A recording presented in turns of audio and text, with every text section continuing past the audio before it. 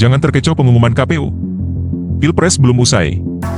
Oleh Sholihin MS, pemerhati sosial dan politik. Pengumuman Ketua KPU Hashim Asyari yang akhirnya memenangkan paslon 02 Prabowo Gibran sangat tidak aneh. Karena memang sudah diduga sebelumnya.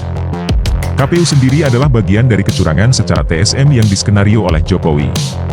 Sikap rakyat yang berakal sehat dan masih menjunjung tinggi kebenaran, kejujuran, keadilan, dan demokrasi, pasti menolak hasil dari pemilu curang.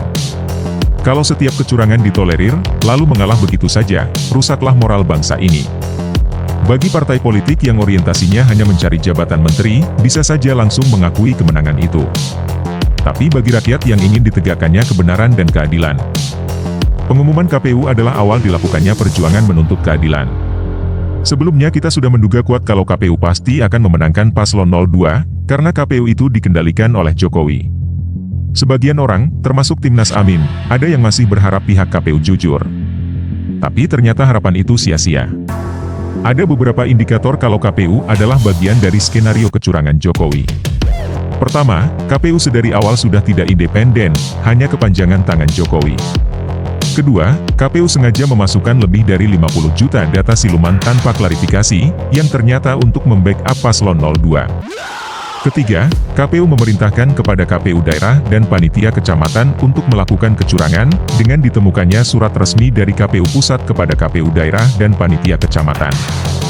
Keempat, KPU sengaja bekerja sama dengan perusahaan Cina Cloud Alibaba, yang ternyata, justru merekalah yang memainkan angka paslon 01 24%, paslon 02 58%, dan paslon 03 17%. Kelima, KPU menutup diri dalam proses penghitungan real count yang bersumber dari Form C1 dari TPS-TPS.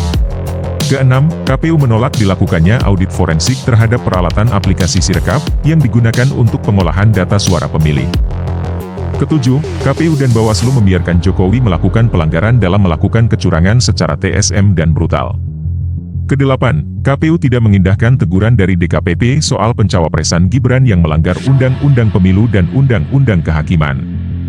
Dengan adanya fakta-fakta di atas, Ketua KPU harus diberhentikan dan dipidana, karena telah menyebarkan berita bohong, memanipulasi data, bekerja dengan pihak asing, dan menyembunyikan kebenaran, serta membatalkan hasil Pilpres 2024.